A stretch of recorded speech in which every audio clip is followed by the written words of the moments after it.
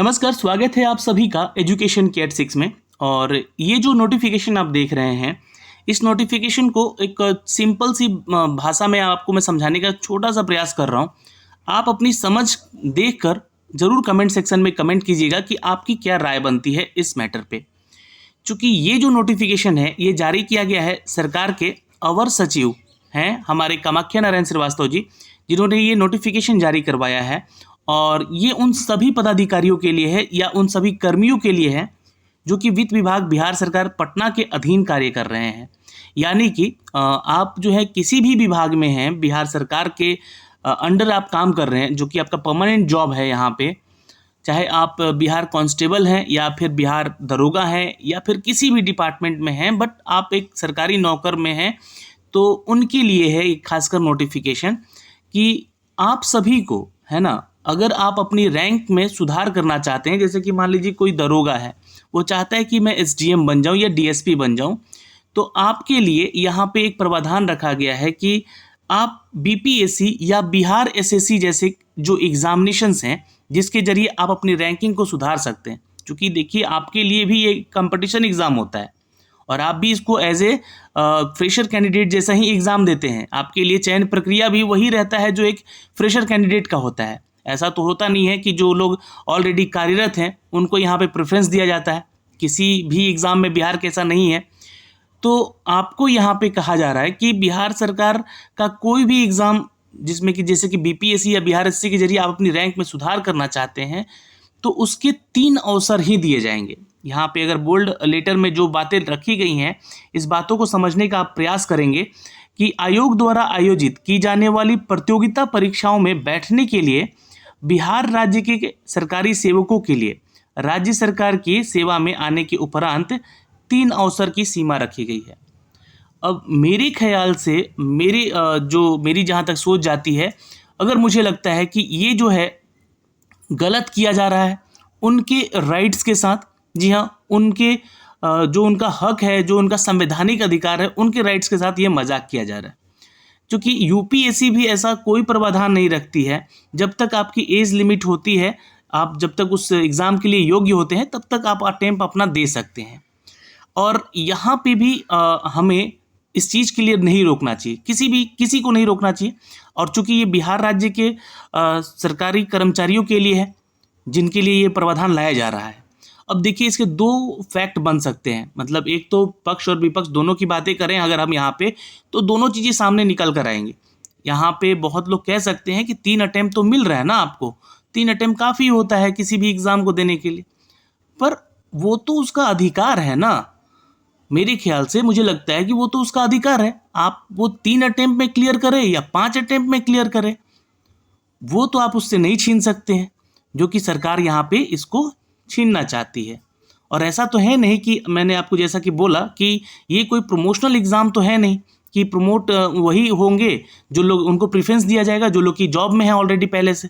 ऐसा तो है नहीं। ये एक कम्पिटिटिव एग्जामिनेशन होता है बिहार लोक सेवा का या बीपीएससी या बिहार एसएससी का, जो कि यहाँ पे बातें यहाँ पे हम रख रहे हैं इस चीज़ को लेकर।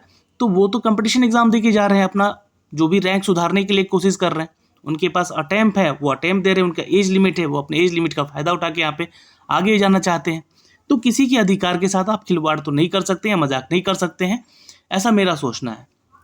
अब इसका दूसरा पहलू, दूसरा यह सवाल ये भी उठ सकता है कि क्या इसमें जो उत्तर प्रदेश या झारखंड या फिर वेस्ट बंगाल या किसी अन्य राज्य के जो छात्र हैं वो ऑलरेडी अपने स्टेट में कहीं सरकारी नौकरी में कार्य कर रहे हैं, तो क्या उनके लिए भी ये नोटिफिकेशन जो है लागू होता है? तो बिल्कुल नहीं, ये उनके लिए लागू नहीं होता है। क्योंकि सरकार का यहाँ पे, बिहार सरकार का यही कहना होगा कि भाई उनके डिपार्टमेंट में, जैसे कि कोई यूपीपीएससी दे रहा है या यूपीएससी दे चुका है और वो कहीं ऐसे पोस्ट पे है जो कि एसडीएम से नीचे का पोस्ट है, मान लीजिए, है ना, दरोगा के पोस्ट पे मान लीजिए यूपीएससी दे के कहीं जॉब कर रहा है यूपी में या बंगाल में कहीं जॉब कर रहा है, बंगाल दरोगा का जॉब कर रहा है, तो वो अपना रैंक सुधारने के लिए बीपीएससी बिहार में आया, बिहार का एग्ज़ाम दिया और वो एसडीएम बन गया। 3 अटेम्प्ट नहीं, चौथे अटेम्प्ट उसको नहीं मिलेगा, ऐसा कुछ नहीं है उनके लिए। बाहर के छात्रों के लिए ऐसा नहीं है। और सरकार का यहाँ कहना है कि उसके ऊपर मेरा कोई हक नहीं है, उनके आयोग के ऊपर कोई हक नहीं है कि उनको मैं बाहर कर सकूँ। ये सिर्फ और सिर्फ उनके लिए है जो कि बिहार के पदाधिकारी हैं, कर्मी हैं और वो कार्यरत हैं, जिनको कि सिर्फ और सिर्फ यहाँ पे 3 अटेम्प्ट दिया जा रहा है। इस अपने किसी भी एग्ज़ाम को क्लियर करने के लिए 3 अटेम्प्ट उनके पास है, ऐसा यहाँ पे कहा गया है। तो ये 2 फैक्ट हो गए, इनके लिए नहीं है, सिर्फ ये बिहार सरकार के कर्मियों के लिए है, ये जान गए आप लोग।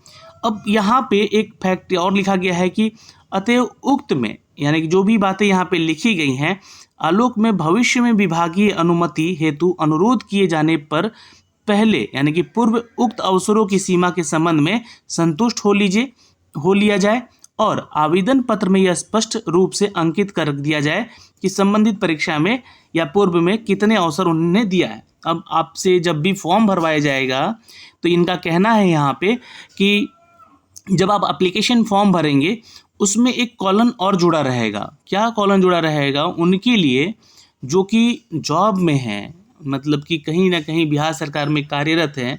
सपोज मान लीजिए कि अगर वो आप सिपाही हैं, कांस्टेबल हैं या दरोगा हैं और आप बीपीएससी जैसे एग्ज़ाम दे रहे हैं, तो वहाँ पे आपसे उस कॉलम में आपको पूछा जाएगा कि जो है आपका ये पहला अटेम्प्ट है, मतलब जॉब के बाद, या दूसरा अटेम्प्ट है या तीसरा अटेम्प्ट है। अगर आप चौथा अटेम्प्ट दे रहे हैं तो आप इस एग्ज़ाम के लिए जो है योग्य नहीं है। ये वहाँ पे कॉलम में भरवाया जाएगा। ठीक है, तो ये जानकारी है यहाँ पे, ये आपसे ली जाएगी एप्लीकेशन फॉर्म भरते समय।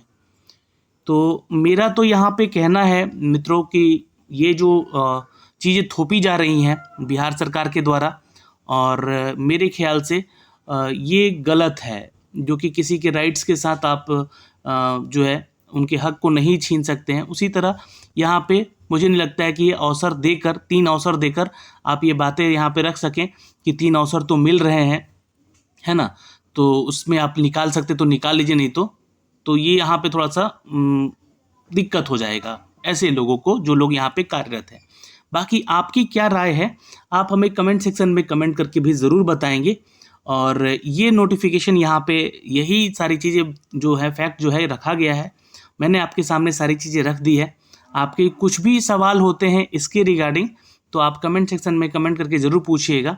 और ये जो नोटिफिकेशन अपडेट किया गया था ये 4 अगस्त को अपडेट किया गया था, जो कि मैं इसको मुझे मिल पाया है। एक छात्र हैं जो चंदन जी हैं, उन्होंने मुझे शेयर किया है और उन्होंने ये पूछा कि इसका क्या मतलब है, तो मैं शायद जो समझ आया है मुझे, ये चीज़ें यहाँ पे लिखी गई है।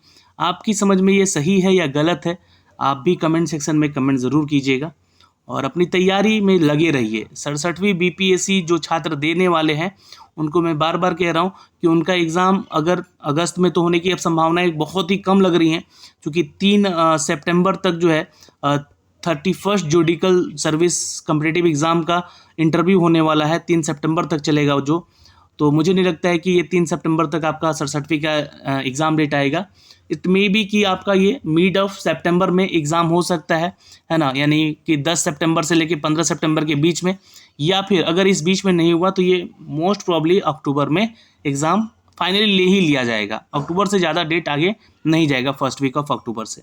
तो तैयारी में लगे रहें। आप हमारे साथ जुड़ सकते हैं YT एजुकेशन पे शाम को 8 बजे, जहाँ पे डेली आपको मॉक टेस्ट करवाए जा रहे हैं। जय हिंद, मिलते हैं आपसे अगली वीडियो में। आप हमारा टेलीग्राम ज्वाइन कर लीजिएगा YT एजुकेशन का, जहाँ पे डेली आपको क्यूजेस भी अब दिए जाएंगे। जय हिंद।